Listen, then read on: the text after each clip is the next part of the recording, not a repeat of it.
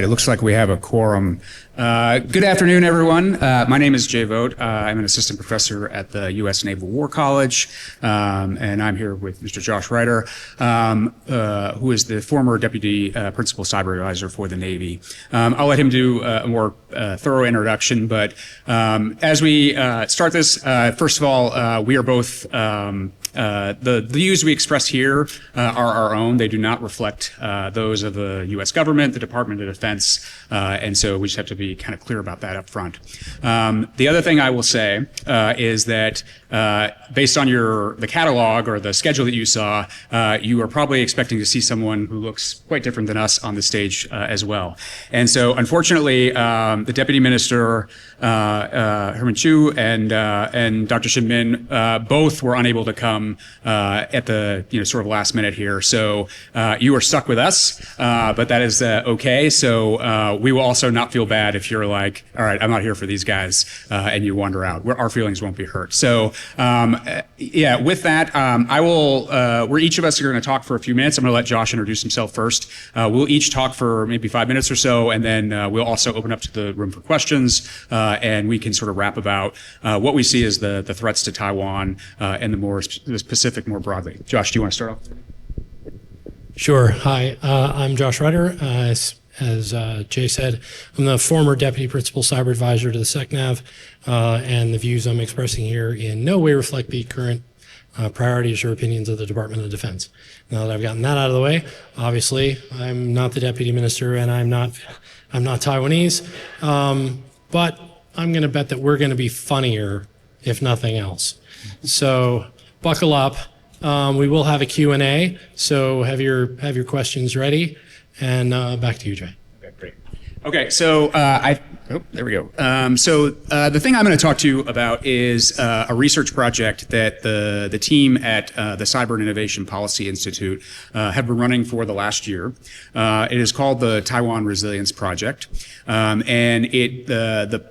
it is looking at ways to improve Taiwan's critical infrastructure, cybersecurity, or security in general, in the event of a conflict with the People's Republic of China. So it started off as a project that was looking at lessons learned from Ukraine and how the civilian private sector helped Ukraine, sort of maintain its communications, and what lessons could be brought over to Taiwan. And there are some, the private sector is still critically important, but they are also very different situations, right? Taiwan is an island. It is in a much more vulnerable state based on its communications infrastructure, which is largely connected to subsea cables. And there's just a lot more that China can do to put pressure on that system, both in a pre-conflict scenario, but also during conflict, that, Russia simply could not have done against Ukraine. It's a much larger country. Their infrastructure is much more diffuse. There's land borders that connect them in ways. And so there was really no way for Russia to really completely isolate Ukraine from a digital standpoint. That is not necessarily true in Taiwan. They're at a much higher risk of digital isolation. So we ran a series of war games. The Naval War College is famous for running war games. I'm a war game designer. That is my area of expertise. And so we ran a series of war games, both at Black Hat and DEF CON last year, as well as at CyberSec 2025, which is in Taipei, which is their major cybersecurity conference. And we explored this problem of both power and communications technology. And the question we asked was, what could the private sector do to help? And what investments and strategies could the government use over the next 5 years to improve their resilience? And so we have reports. They're online. You can read them. But a couple of key highlights that I think Josh would probably agree with were that the need for increasingly using decentralized strategies and existing communications. I'm talking about Raspberry Pi type mesh networks, things like ham radios, distributing them throughout the population, training the population to use them, so that in the event of conflict, you're not just reliant on like a group of government or military people to sort of keep the population connected. And so Taiwan is looking at some of those things, but most of their efforts are focused on communications redundancy across the island. Doing things like getting PLEO and other systems online to build redundancy at the sort of national level. But there is real value in getting it at the sort of societal level as well, which they are working on. Another, I think, key point is stockpiling critical both communications and power components in and around the island that you can use when things go down, because that island's going to be cut off. If your transformers start to break down and you don't have the backup parts on hand, there's simply no way you're going to get into them. And so there were a couple of different strategies in terms of how to do that, where to put those things and whatnot. But the ultimate lesson was you need to have a lot of these things on hand, and you need to start bringing them in now. Otherwise, it's not going to work.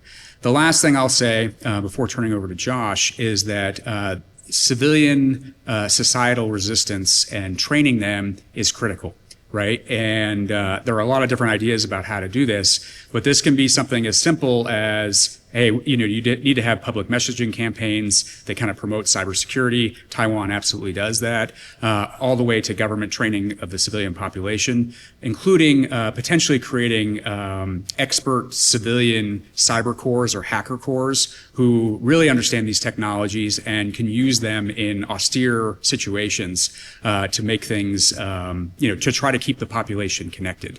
And so anyway, the study is ongoing. We have additional papers and reports coming out. Once again, you can find them online at the Naval War College's website. But if anyone has questions, as we get to the questions, happy to talk about them more and other things we learned both in Taipei and here at DEF CON. But with that, I'm going to turn it over to Josh. So, like with any good academic paper or study, you're always supposed to put down your conflicts of interest or any indications of bias.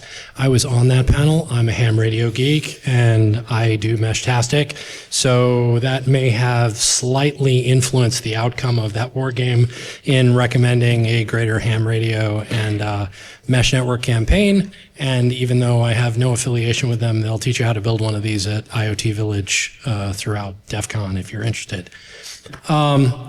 Let's talk about underwater cables. One might think that it's really challenging to damage an underwater cable. I used to be a counterterrorism analyst, and there were a lot of scenarios after 9/11 that were coming up that were freaking a lot of people out. Perhaps the greatest of which was the explosion of liquid natural gas carriers. And my basic theory of successful attack vectors is if it's happened by accident, it's probably not that hard to make it happen deliberately. And if it's never happened by accident, it's probably pretty difficult to make it happen deliberately.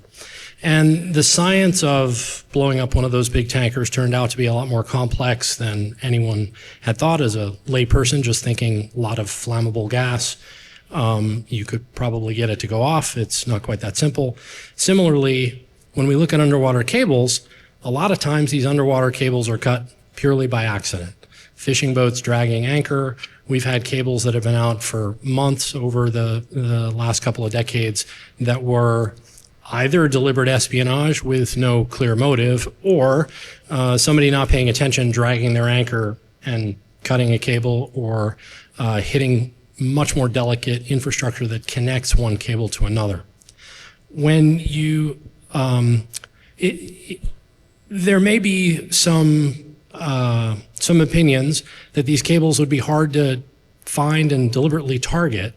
And for those of you that are carrying cell phones and tablets, there's this super secret website called submarinecablemap.com. And if you enter that super secret URL and search Taiwan, it will show you all the landing sites and all the cables. So let's talk about if China wants to do a digital blockade, There are about 14 active cables. There are some that are coming online in 25. I don't know if they're online yet or not. They update it in real time, but it's not terribly clear. They're looking to get up to about 19 underwater cables. And probably we've had a debate about half, give or take, connect in some way to mainland China. So we should assume in any conflict that those cables are going to be out of play very quickly, since the other end of the cable is in China. The rest of them, a lot of them terminate on the eastern shore of Taiwan, and they would need either a kinetic or a non-kinetic attack to take them out.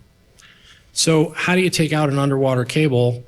The first question is, do you want to be able to use that cable later, i.e. do you want to just disable it, or do you not care about sending a ship out to repair it, and you just want to take it out as quickly as possible? When you look at the components of an underwater cable, there's obviously the cable itself, which can be cut, severed, crushed. Then there are connecting boxes like repeaters. The same way your Ethernet can only go about, 328 feet? Who's got their security plus, right?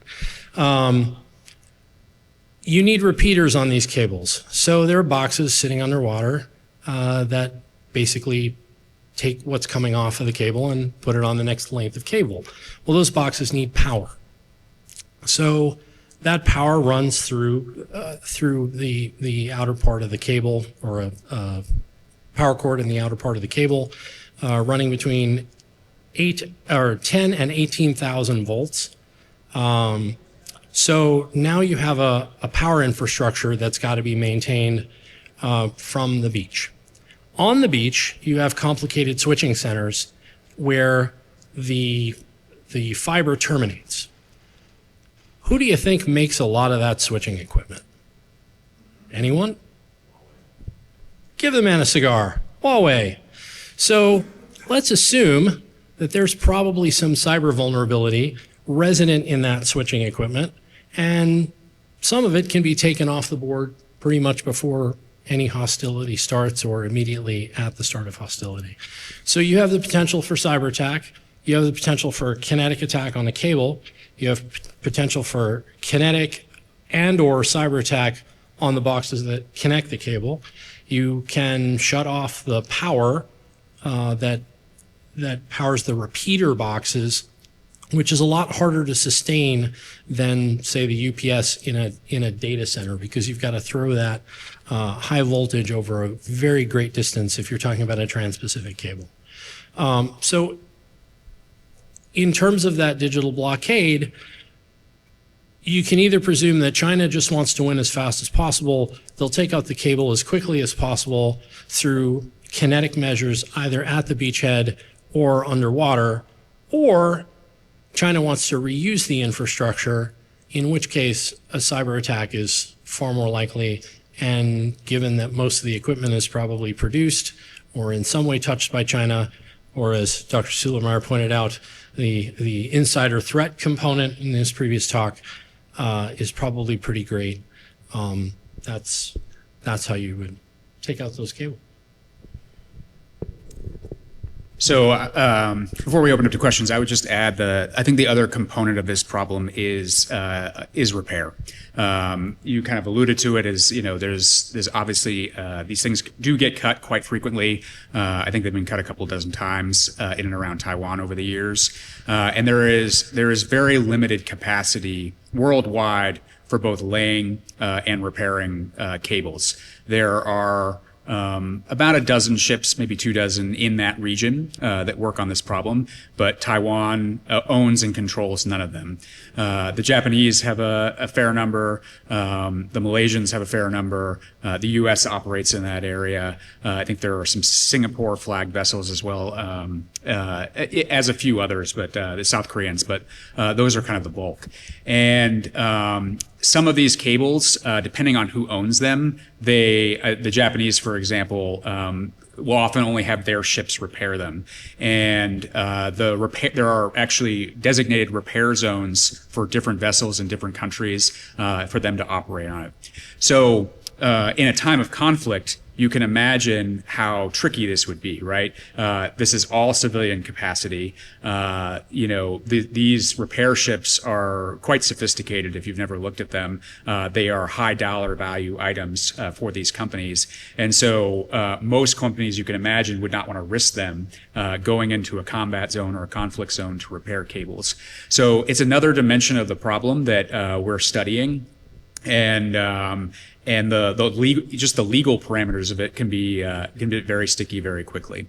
So hopefully we have, I think, framed the problem and talked about a couple of different things that might interest you. And so I don't know if we're able to have the audience ask questions, or if we can just go for it. So we're happy to answer questions. If you say it to us, we'll repeat it so that you can all hear it. And we'll just have a good time. So I saw your hand first. So.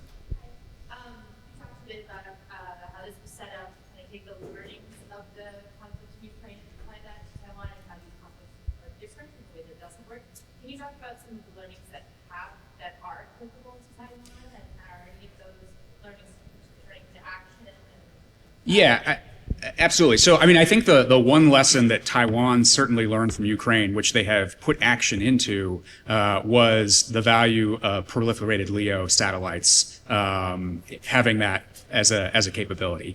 So Taiwan did have like a limited SATCOM capability. They actually have their own SATCOM that they build and deploy. But it wasn't like a proliferated LEO type network. They figured out pretty quickly that this was a huge lifeline for the Ukrainians, and they made a deal with, it's called Utel OneWeb, which is a European-based company, to bring a lot of those systems to Taiwan. And so those are deployed now. They use them both for civilian disaster situations, and if anyone was here for the Ministry of Digital Affairs talk last year, they did a great talk here about that. But they could also use those to maintain government or potentially military communications in a conflict. They've also recently gotten into an agreement with Astronis, which is a U.S. company, and they're actually looking at middle Earth orbit satellites, which would, I think, increase their bandwidth and give them some other options. So that is a big lesson learned that they have taken away. But that's probably the main one. Sir. For those cable repair ships, are those cables affected by personnel going down in person, or is that through a operated device? They usually send a remote submersible down to physically grip the cable, and then it's pulled up and the repair is done on the ship itself outside the water. The repairs aren't normally done under the water, which makes it a lot more complicated. But first they have to find where the cable's broken, so they literally pull the cable up out of the ocean to do that. And every so often, Jay was talking about the cable ships that are employed in the area. A lot of them aren't laying new cable. They literally have to remap where the cable is, because when you have a cable that crosses an entire ocean, it will drift like a garden hose would drift if left unattended. Sir. Yeah. So having had the privilege of participating in last year's War Game, in subsequent talks with counterparts on island, one of the things that they raised is the role that NGOs play in cultivating or mapping out ways of using civil resilience. I'm curious in y'all's engagements with your RC counterparts. It seemed like my connection with them is that it was either mostly government to government or mostly government to private sector. I'm curious to what degree engagements with NGOs have been a part of that. So I don't know about engagements with NGOs specifically. We have had conversations in Taiwan with their government and their civilians who work in the cybersecurity industry. So I don't remember NGOs specifically, but what I will say is that Taiwan has a new information cybersecurity strategy that they are promoting and have laid out. And I think it is great in that it is really promoting whole of society cyber resilience. That is the kind of overarching theme. And they're really putting a lot of emphasis on developing their own cybersecurity industry as a way to build that resilience. So the government recognizes that they can only do so much. Like, yeah, they can buy systems, they can deploy them, but really, like, it's going to be the people who need to do this. And so they have figured out that, yeah, if they have their own robust domestic cybersecurity industry, that is a key enabler, both just from having more people on the ground if something does happen that can help out and perform tasks, but it also, serves as a pool of people that the government can recruit or hire to actually, do the work that needs to be done sort of day to day. So one of the things that we've been, telling people when we go to conferences like this is that we encourage like U.S. cybersecurity firms get out there, right? Go to Taiwan. It's an interesting operating environment. May even be potentially a business good investment. But building those connections, I think, between the international cybersecurity companies that are out there and the Taiwanese, I think we go a long way towards increasing their resilience and just building the connections so that if and when something does happen, there's just more people to help out globally and they know how to operate with each other. Sir? How do you guys think about, or how have people thought about being parts of internal communication within the island and external communication out to the world? Because there seems to always be a public communication part of this. Yeah, it's interesting. There's a couple of different ways you can think about it. It's like there's a messaging component, which is like internal messaging versus external, and then there's an actual, like, no kidding, communicating inside the island versus international communications from a sort of technical standpoint. And it's an interesting point, and because what do you prioritize is a question. I will say from our time in Taiwan and talking to people, one of the critical issues that they are thinking about, not the government necessarily, or the government and everybody else, is where do we store our data? Right? Do we want data stored on island or do we want it stored off island? And what was interesting was, I mean, your initial instinct might be like, oh, you got to get the data off the island. If you get attacked, it's going to be vulnerable. And they're like, yeah, but like, what if this turns into some sort of protracted conflict and we're relying on that type of data to just run our daily lives? And if it's off island and we get cut off, well, then that's going to impact us. And so there was literally this debate going on about, with the companies and the people, primarily the companies, how much of this do we store on island? How much of this do we store off island, and where? And what's the right balance? And I would say, if you're a company is operating in Taiwan, like, that's something you should be thinking about, because there are contingencies that could happen where you could be separated from that data, and is having it on island more important than off. Josh. Yeah, so the other part of that was looking at just the resilience of the general population in the face of armed military invasion, being able to get the word out. If you think about any natural disaster that happens here, the biggest problem they have is setting up communications. Nobody knows when or if help is coming, whether it's a hurricane or a terrorist attack or whatever. So as Jay said, you have an external communication problem. I really think it's actually three. You have an international external communication problem, you have an internal command and control C2 problem, and then you have a keep the population informed so that the population doesn't panic and create additional problems or accept a new reality that they shouldn't in the immediate because they're uninformed. So that was where the greater civilian reliance on things like ham radio, on things like LoRa mesh networks, to help keep the population informed and focused on whatever's going on, as opposed to just in a communications blackout, as tends to happen when we lose cell networks or power. Any other questions? Sir, in the back.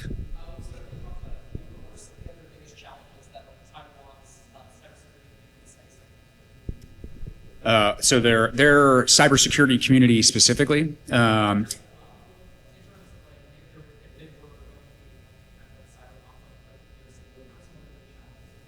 Well, I mean, I think their main challenge is that the Chinese are literally trying to hack, that almost everything in that country every day. I'm being a little bit facetious, but if you look at like Microsoft's reporting on the number of attacks that happen in Taiwan, it's like more than 50% of attacks in the region happen in Taiwan, and then like the next one down is like it's Japan, Australia, but they're like half as much, and it's pretty much all, at least according to Microsoft, Chinese government either direct hacking or sponsored.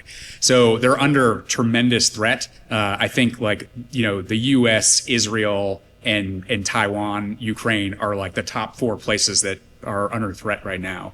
I think the other challenge they have is it's from a maturity standpoint, right? So like we're talking about, this is a relatively young industry in Taiwan. There are like, we were there at CyberSec. Like there are dozens of cybersecurity companies that like no one in this room has ever heard of, right? That are trying to do this work. And so I think that, building that base out, getting it more mature, I think are all like critical challenges. I will say, I think the important thing, one thing that's good, right, is that, the government is engaged, right? CyberSec 2025 was opened by President Lai, who made it very clear about the threats and where they were coming from, and really was pushing for more, more action from everybody in that space. And so that's great. And I think they just like Ukraine or anyone else, the more we can do to cooperate and be together, the more successful and the better we'll be. Yeah, so with regards to that, actually, where do they stand in terms of militarizing cybersecurity, right? So, do they have DCO or OCO capability built into their militaries yet? And when it comes to OCO, has Taiwan even focused on the ability to counterpunch in the event of offensive action from China? Or are we just straight up at the most hang on to the bare threads? That's the case. No. So they certainly have, I think what they call active defense is the terminology. So that is, I think, something they've adopted. I think that they, I think they're thinking through those capabilities. I don't know insight into whether like they use them regularly or in anything of that sense. But they certainly are thinking about it, and they are not. Yeah, they recognize that they need to do more than just defend. There has to be some sort of, at least an active defense measure that they put in place. And so that does exist now in Taiwan. So in 2022, right after Russia invaded Ukraine, the Ministry of Affairs in Ukraine set out this volunteer-based and decentralized IT army, in which with private citizens they could carry out offensive operations against Russian targets from anywhere from the West to Qatar. Now, it's not really Europe's control the Philippines or the Taiwan time. Would you consider that to be something that is carried forward, but not actually? Yeah, I have thoughts. You can answer too. Sure. I mean, I think in the game in the games last year that came up. I mean, the reality is today you can outsource almost anything, so it doesn't necessarily have to be Taiwanese hackers conducting a counteroffensive. They can outsource that to someone else, but that did come up in the game as something we could do. Yeah, it's an interesting point. I mean, I don't think, and I think this is true of a lot of countries. Like, it's a difficult thing to sort of replicate ahead of time. What happened with Ukraine was like organic and surprising to some degree. But I think not that the Taiwanese are thinking about this, but there probably are ways for governments to sort of think about how to set up frameworks for that ahead of time, and whether that's they want to just have people whose job it is to set up the forums and sort of guide willing groups to sort of do things at the behest of the government, all the way to contacting, what we would call non-state actors, but groups that are already active in this realm, who maybe have higher skills, and to try to bring them to their side. So I don't think, no evidence that Taiwan is doing anything like that. That being said, though, I think that was a very internationalized group. And so I think for Taiwan, it would have to be too, not the least of which they're so vulnerable to being cut off to begin with, that it would be very difficult for them to sort of hack back. I also think that China is a much tougher nut to crack than Russia, in terms of vulnerabilities. And so, yeah, I don't think, I think an equivalent IT army would find themselves in have a much more difficult job than, the Ukrainian IT army has. Getting into Russia, getting into China would be a lot harder. So. I apologize that we've already addressed this. How quickly do you think the U.S. will be attacked to avoid their intervention by China, and is the private sector at risk as well? I don't know about timing. I wouldn't speculate on. Is the private sector at risk? I don't know. That's a broad question. I think you would have to say, there probably are private entities that are at risk, particularly if they own and operate infrastructure in Taiwan, or have some sort of critical sort of link to that. I would say absolutely. But I wouldn't say they would be I would suspect they would be very focused in terms of how they would do that, unless it turned into a broader conflict that there were other objectives. Josh? Yeah, I'm going to take maybe a different perspective. When we have the Vogt Typhoon pre-staging of malware, I'm going to go out on a limb and say that's not China's way of, staging malware so they could have a direct assault on the U.S. homeland. More likely it's, to disrupt, as you said. I agree with Jay that it's probably more of a risk to any private sector entity that might be in some way even peripherally involved in such a conflict, whether it's those that supply Taiwan or sponsor things in Taiwan, so that they would have as little support as possible when flash turns to bang. Once again, let me reemphasize, these are my opinions. I am not speaking on behalf of the U.S. Department of Defense. Just a question on ham radios, which you mentioned as something that might be used in situations of conflict. Could you speak to that? And also, is it helpful to China actually blocking the signal somehow? God bless you, sir, for the recording. The question was, could you tell us more about the ham radios and how they would be used, and could China jam them?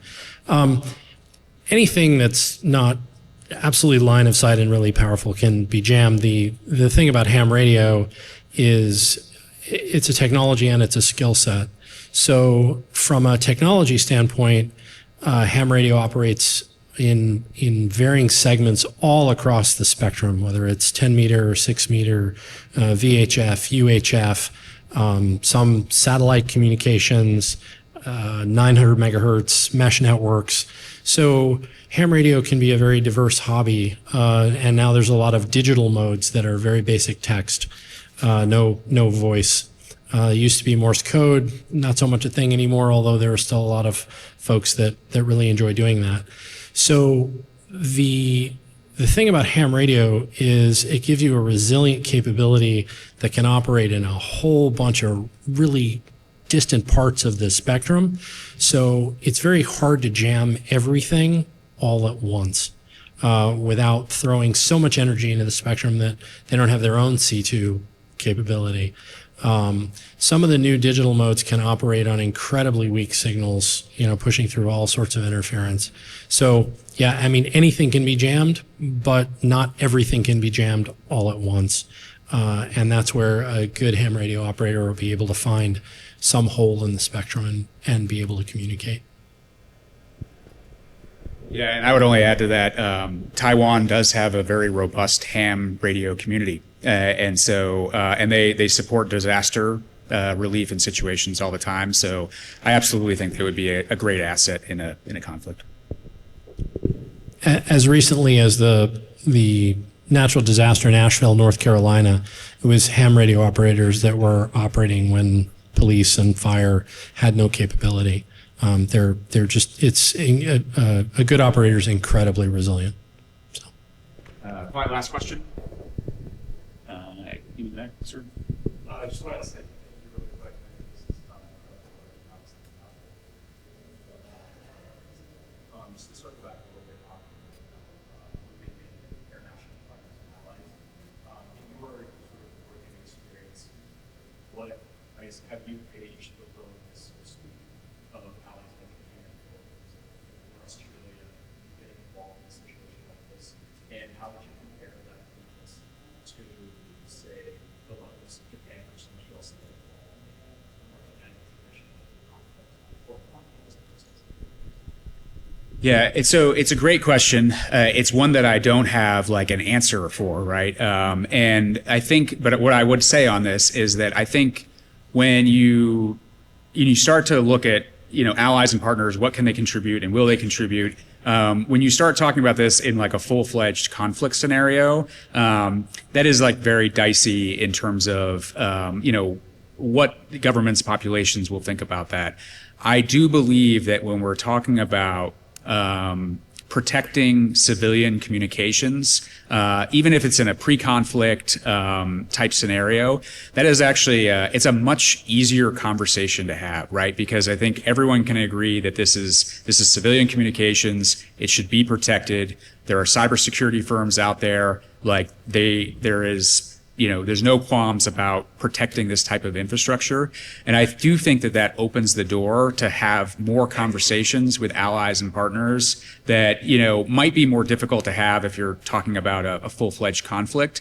But this is something that I think everybody can agree upon, everyone can get behind, and we have found that it's a great way to bring people together to have a conversation, which is ultimately how this gets started and how we make a country like Taiwan more resilient by bringing people together. So, do you have any final thoughts? No, I think we've got 3 minutes, so sir, I think we can actually take your question. Yeah, my question was in regards to, because you said that they use machines to dredge up cables and repair them, and because there's a limited amount of those repair ships in operation, is there supply chain risks related to that repair technology as well? Are those also created by the same companies that create the landing stations and so forth? I can't speak authoritatively to that. The question was, is there a supply chain risk on the ships that do cable repair? There aren't that many of them. A lot of them are owned by Russia and China. I don't think there's necessarily a supply chain risk it depends on how many repairs are necessary simultaneously. I think the market would respond if it was a bigger problem, but the reality is the time it takes to find the break and start repairing it, the conflict is likely to be over. So, and thank you all. I appreciate you've been a great audience, considering that we not deliberately bait and switched you, and I am not the Deputy Minister of Taiwan. Thank you all, and have a fantastic day. I hope you enjoy DEF CON. Thank you very much. Thanks.